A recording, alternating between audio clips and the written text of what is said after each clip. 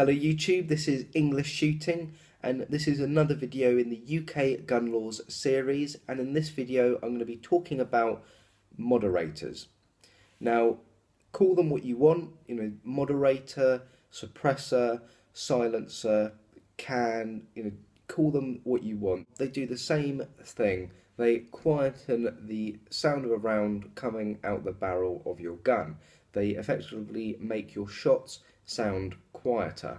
Basically, to have one of these and to use one of these, you obviously need your firearms license on a firearm, and you just need a little addition with your firearm slot to be able to use a moderator with that gun. So if you have three 2.2 long rifles, but you will only be doing kind of night shooting with one of them, then you only need a moderator for that one rifle. So you go and get an additional slot with that rifle for a moderator, and you can go out and get a moderator, put it on that slot for that rifle. That moderator can then only be used with that rifle. You can't interchange it with your other 2.2 long rifles. It has to be used with just that one rifle.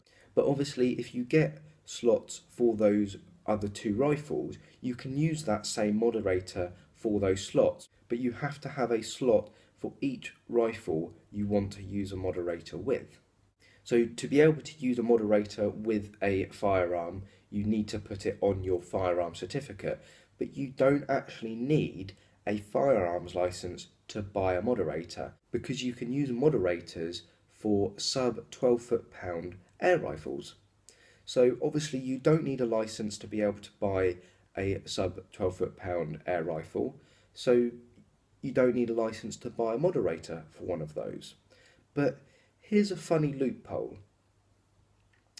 I currently don't have on my license a slot to be able to use a moderator with any of my firearms. But you might be able to make it out that it says rimfire on the moderator. So this has been approved and proofed for a rimfire cartridge. It can be used with a 2.2 caliber rimfire or 2.2 long rifle. But I don't have a license to own one of these. But it can also be used on an air rifle. So it's a bit of a loophole there, really. You can say that you want this moderator for an air rifle, and you can go and buy it. I can't use it with the gun. Putting it on my rifle, as soon as I put this anywhere near the rifle, I'm breaking the law. I'm in serious breach of my FAC and serious breach of the law, and I'm not recommending anybody does that. But what I've used that kind of loophole for is I'm putting my license in the post for a variation. Now, I had the cash, I wanted to get the moderator, so I bought the moderator, and I bought it as an air rifle moderator. I have honestly not shot it. If I had have shot it, I would have made a video of it, I would have made a review of it. It is something I want to review, but it hasn't even been on the rifle. I'm just not even tempted to just thread it on there, because I would be in breach of my firearm certificate. So this is technically an unlicensed, unregistered moderator. So I can use it on any air rifle I want, as long as it's under 12 foot-pounds. But as soon as I get my license with a moderator slot and I put this on that slot, this then becomes a ticketed, on-ticket, or FAC moderator. So once it's been put on a license, once you put a air rifle moderator on a license, you then have to keep it on a license. The only way to then get rid of it is either to sign it onto someone else's FAC, like you would a gun, or surrender it to your registered firearms dealer. So there's no restrictions on using a moderator. There's no places you can or can't use them.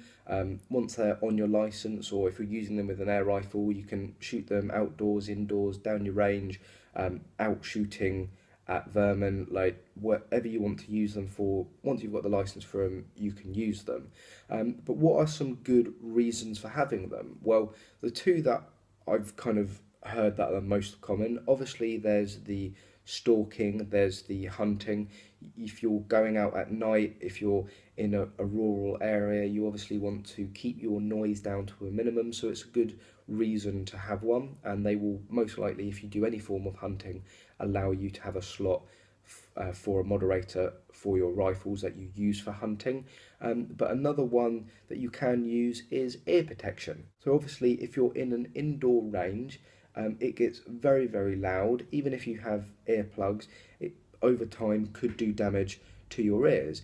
And especially with the larger calibers, especially with the 223s, 308s, they're extremely loud, even with ear defenders. And if you're doing a lot of shooting, you can be justified in saying, I want them for my own ear protection. So if you've got good reason and you abide by the rules, obviously I've talked about that loophole, please don't go and exploit it and go out and use unlicensed moderators on firearms. It will just get you in so much trouble. But apart from that, I hope that this video has helped cleared up any questions you may have about moderators, silencers or suppressors, whatever you want to call them. As always, thank you very much for watching this video, and I hope to see you soon.